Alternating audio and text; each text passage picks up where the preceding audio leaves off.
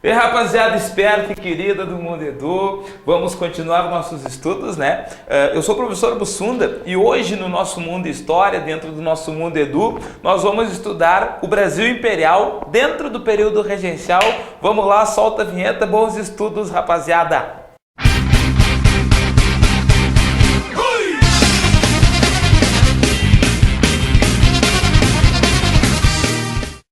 Moçada, nós estamos falando hoje de um período complicado do Brasil, ou, na verdade, nós continuamos falando de um período complicado porque em nossa outra aula, anterior a esta, no nosso conteúdo programático aqui, nós falávamos do primeiro reinado. E o primeiro reinado já é complicado pra caramba, né, moçada? Porque o primeiro reinado ali, o Dom Pedro I fez a independência, mas algumas províncias não queriam, a Confederação do Equador tentou a separação do Nordeste, vivíamos um período de dificuldades. A abdicação de Dom Pedro I, na verdade, não trouxe estabilidade e trouxe a continuação das dificuldades. E o período regencial, moçada, é o período em que o Brasil quase esfacelou-se. Era a época de Dom Pedro II, que com apenas 5 anos assumia, na verdade, o trono do Brasil, mas não tinha idade para governar. Por isso, moçada, a própria Constituição de 1824, ela dizia: se o rei estiver viajando, se o rei estiver doente, alguma coisa assim, ou se ele for menor de idade, quem vai governar será uma regência trina provisória. De 1831 a 1840 nós tivemos o governo das regências, primeiro as 2 regências trinas, depois as 2 regências unas dentro do nosso país. A crença de alguns governantes, deputados e senadores, moçada, é que na verdade desafogar um pouco o poder central, tomar medidas descentralizadoras podia aplacar os ânimos das elites locais, e essas medidas foram tomadas dentro desse período regencial. Só que, na verdade, moçada, essa tendência a existirem conflitos, existirem revoltas, ela continuou dentro do período regencial e houve uma ameaça à unidade territorial brasileira dentro desta época em que nós estamos falando.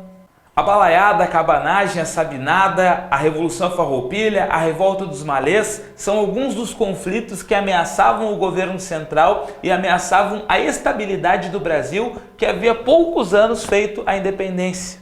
Então, moçada, lembra disso, ó. No período do primeiro reinado e também no período regencial, que são basicamente 30 anos aí depois da independência, o Brasil ele está bastante instável. Eu até lembro de já ter visto uma questão de vestibular que relacionou o início da estabilidade com o segundo reinado apenas e também relacionou com a literatura, quando eles colocaram a Canção do Exílio de Gonçalves Dias. A minha terra tem palmeiras onde canta o sabiá. As aves que aqui gorjeiam, não gorjeiam como lá. Vem tchutchuca linda, vem aqui pro seu tigrão. Eu vou te jogar na cama e te fazer muita pressão. Eu acho que eu errei essa segunda parte, acho que não era a Canção do Exílio isso ali. Bem sem graça. Mas, moçada, de qualquer maneira, a Canção do Exílio é de 1843 e tem autores que relacionam a exaltação das coisas bacanas do Brasil só com a época de estabilidade, que só virá de fato com o Dom Pedro II na década de 1840 em diante. E esse período regencial, que é uma continuação sob certa medida do primeiro reinado, é um período de muita instabilidade e muita agitação. Mas para que a gente veja melhor esse período regencial, vamos fazer que nem o nosso amigo Jack e vamos por partes. Follow me, sweetheart. O primeiro governo regencial, moçada, é a Regência Trina Provisória de 1831, que iria governar por poucos meses, conforme estava previsto na Constituição. O senador Vergueiro, Carneiro Campos e Lime Silva formavam a regência, que na verdade, moçada, já começou a tomar algumas medidas descentralizadoras, modificando um pouco a realidade de excessiva centralização do primeiro reinado. O poder moderador, moçada, o quarto poder que estava acima dos demais, foi suspenso dentro desse período regencial. Oficiais portugueses foram afastados do exército brasileiro por medo de que os portugueses fossem tentar alguma atividade contra o governo regencial e querendo a volta de Dom Pedro I, que havia abdicado. Até, moçada, a respeito dos portugueses, tem alguns historiadores que defendem que a verdadeira independência do Brasil só se deu com o período regencial, porque daí não existia mais a influência dos portugueses dentro dos quadros burocráticos administrativos do Império. Pouco tempo depois, moçada, acabou o prazo da regência provisória e a regência trina permanente foi escolhida. Lima e Silva, Carvalho Costa e Braulio Muniz são os regentes, mas esses nomes não são interessantes para você. O grande nome, rapaziada, do período regencial, na verdade, e que esse é um nome importante que você lembre, é do padre Diogo Antônio Feijó, o padre Feijó. O padre Feijó, rapaziadinha, ele foi o ministro da Justiça desse período e um ministro da Justiça bastante poderoso que fez algumas alterações bem interessantes dentro desse processo de descentralização que estava vivendo o período regencial. Foi o padre Feijó, moçada, que criou a Guarda Nacional em 1832. Moçada, a Guarda Nacional, na verdade, ela formava uma força alternativa ao exército que funcionava como milícias locais.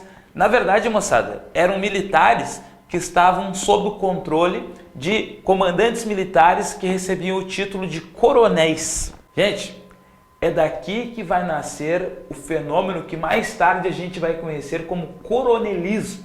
Porque o governo imperial vendeu títulos de comandantes da Guarda Nacional e muitas vezes grandes fazendeiros compraram o título de coronel para si. Dentro das medidas descentralizadoras do padre Feijó, moçada, a gente também inclui a criação do Código do Processo Criminal.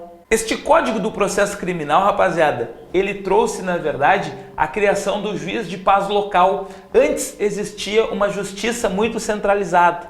Agora começa também a se descentralizar a justiça. E o padre Feijó também é responsável por uma alteração na Constituição de 1824, 10 anos depois de que ela foi criada, que é o Ato Adicional de 1834.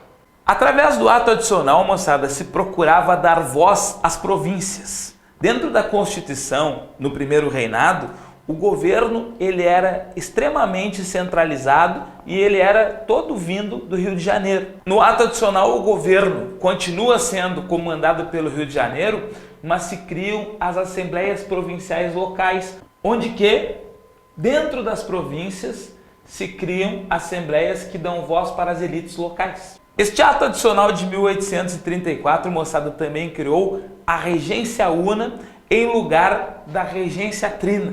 Você sabe a diferença entre regência trina e regência una? Ai, Bussunda, mas é que a regência trina é 13, a una era 1, né? Exatamente. Mas, moçada, não é tão simples assim. Na verdade, a regência trina, ela era escolhida pelos senadores e deputados. A regência una, ela vai ser escolhida por voto direto. Claro, lembrem vocês que era o voto censitário, eram poucas pessoas que tinham direito de voto, mas essas pessoas que tinham direito de voto iam escolher o regente. Ah, entendi. Até alguns historiadores, como Maria Lígia Prado, falam que, na verdade, o Brasil, nesta época aqui, viveu uma experiência republicana, porque o regente era escolhido tal qual fosse um presidente. Setores da população gostaram muito da ideia do ato adicional, da criação da regência una, por exemplo, e acabaram escolhendo o seu criador como regente, e aí começou, em 1835, a regência una do padre Feijó. Só que, rapaziada, nós começamos a ter conflitos políticos e ideológicos nesse momento. Alguns deputados e senadores achavam que era exagero a descentralização e achavam que a ideia era mais ou menos aquela. O padre Feijó está aí descentralizando, está querendo dar poder para as elites locais, mas é aquela teoria. Tu dá a mão, eles vão querer o braço. Depois tu vai dar o braço, eles vão querer metade do corpo. Tu vai dar metade do corpo, eles vão querer o corpo inteiro e assim sucessivamente até o infinito. Eu gosto muito. Moçada, existia essa ideia de que o padre Feijó estava facilitando demais. Então alguns senadores e deputados queriam que o poder se mantivesse mais centralizado.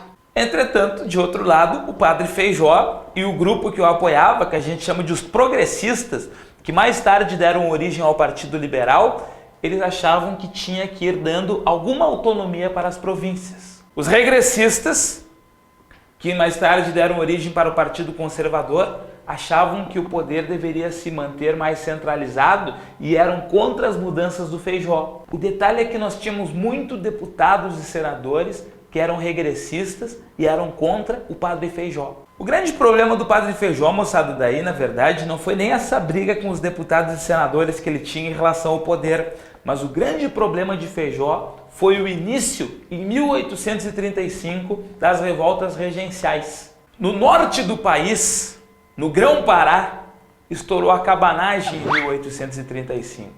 E no sul do país, no Rio Grande do Sul, estourou a farroupilha, também em 1835. Começa uma época bastante complicada de agitações, de revoltas de norte a sul do Brasil, e isso na verdade enfraqueceu o Feijó, que acabou por fim, em 1837, renunciando ao poder.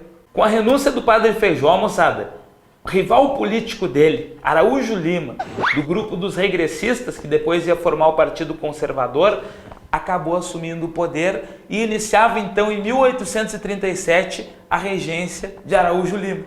Mas como eu falei para ti, Araújo Lima é um regressista e Araújo Lima visava centralizar um pouco mais o poder, por isso ele criou ainda em 1837 a Lei Interpretativa ao Ato Adicional, que procurava acabar com as assembleias provinciais, procurava tirar aquele fórum de manifestação das elites locais para tentar de volta uma grande centralização do poder. A ideia do Araújo Lima, moçada, era dar uma centralizada para ver se acabava com as revoltas, mas pelo contrário, novas revoltas eclodiam. Em 1837, estourou a Sabinada da Bahia.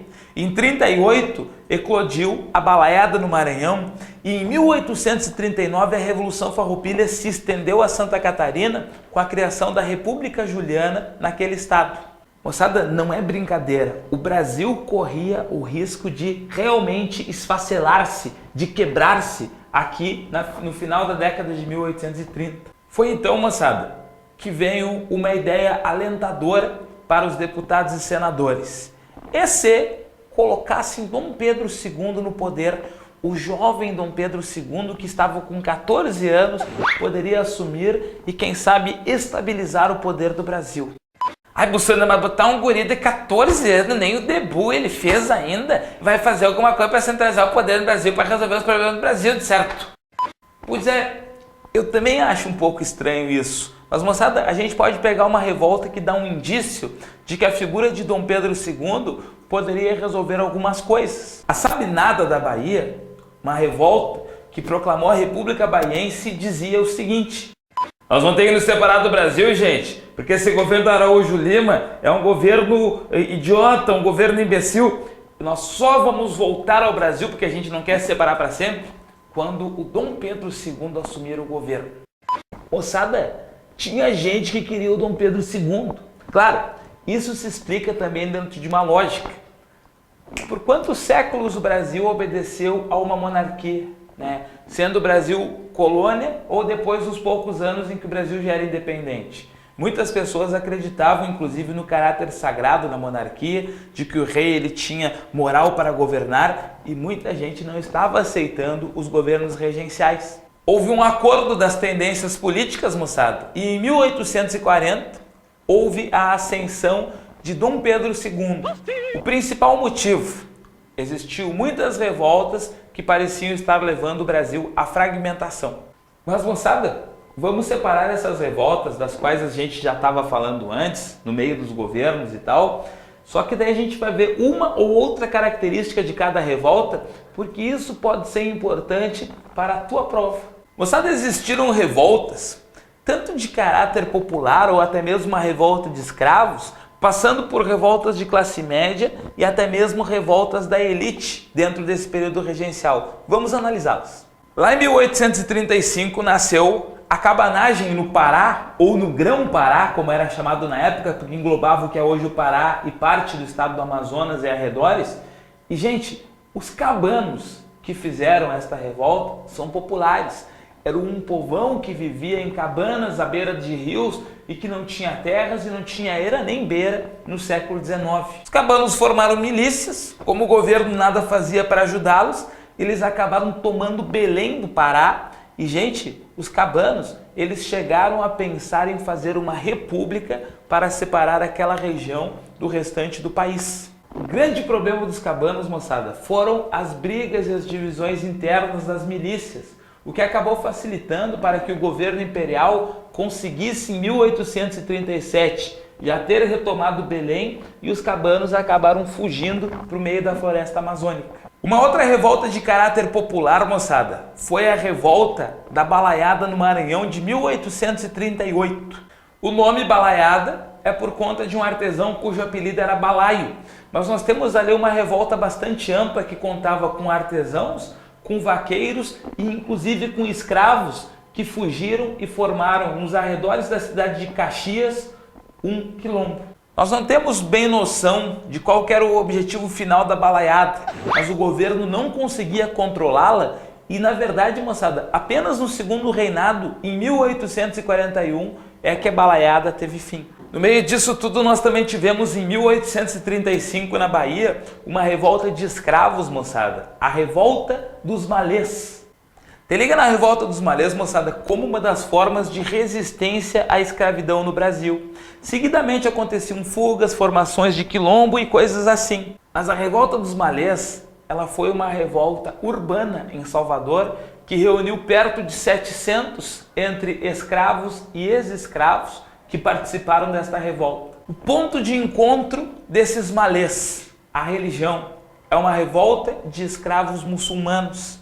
Eles traziam muitos escravos do norte da África e eram escravos que estavam aderindo ou, na verdade, tendo alguma influência do islamismo. A revolta ela só não foi realmente, moçada, um grande problema porque alguns escravos denunciaram ela aos seus senhores e houve grande repressão logo no início desta revolta. Mas está aí mais um indício dos problemas da escravidão no Brasil e também mais uma forma de resistência à escravidão, uma grande revolta urbana de escravos. Na Bahia também, moçada, iria acontecer em 1837 um movimento chamado Sabinada. Sabe nada, inocente, tudo pá! Gente, a Sabinada na verdade tem esse nome por causa do seu líder, o médico Francisco Sabino, homem de classe média que liderou uma revolta de classe média especificamente contra o governo de Araújo Lima.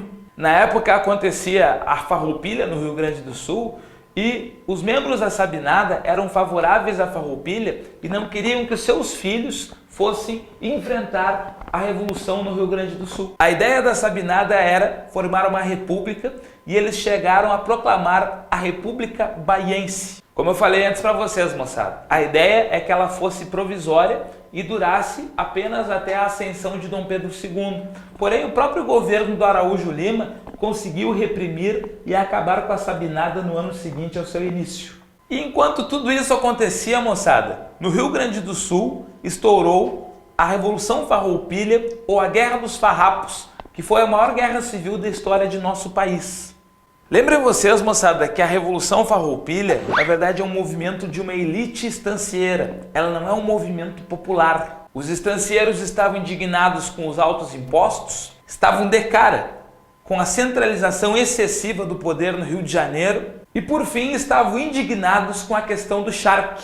O Rio Grande do Sul produzia charque para vender para a economia escravista brasileira, mas o Império Brasileiro começou a comprar charque do Uruguai porque era mais barato e foi deixando o charque gaúcho de lado, apesar dos altos impostos que os gaúchos pagavam. O início do movimento Farroupilha, moçada, em 1835, ele não era ainda de emancipação. Eles tentavam negociar com o Império Brasileiro. Como não houve a negociação efetiva e existiu o combate entre as forças farroupilhas e as forças do Império Brasileiro, em 1836 os farroupilhas proclamaram a República Rio-Grandense.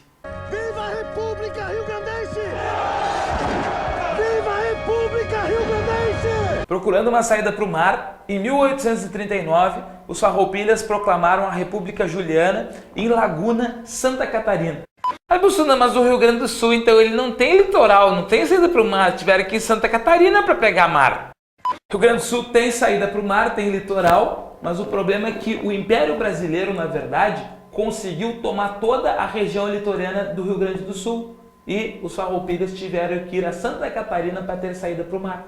Foi só no segundo reinado, moçada, a partir de 1843, que o Império conseguiu começar a dominar a Revolução Farroupilha. Foi quando o Duque de Caxias foi destacado pelo jovem Dom Pedro II para ser presidente da província do Rio Grande do Sul e controlar o movimento. Em 1845, já no 5º ano do segundo reinado, houve a Paz de Ponche Verde, uma assinatura de paz entre o Império e os gaúchos, onde que os gaúchos depuseram armas e passaram a obedecer novamente ao Império Brasileiro. Como você vê, moçada, só no segundo reinado nós conseguimos ter alguma estabilidade no Brasil e alguma prosperidade, acabando também com esse ciclo de revoltas que vinha do primeiro reinado e passou pelo período regencial. O segundo reinado, moçada, é um dos nossos próximos tópicos de estudo, está no nosso plano de estudos e serão nossas próximas aulas aí de um momento muito bacana de modernização e crescimento do Brasil. No mais, moçada, segue estudando com a gente, segue firme e forte no teu projeto. O teu projeto é o topo do Enem, são as federais, são as principais universidades do Brasil e você pode e nós confiamos em você. Segue firme aí, rapaziada, vamos nós, sempre fortes, Mundo Edu está com vocês. Um grande abraço e até a próxima.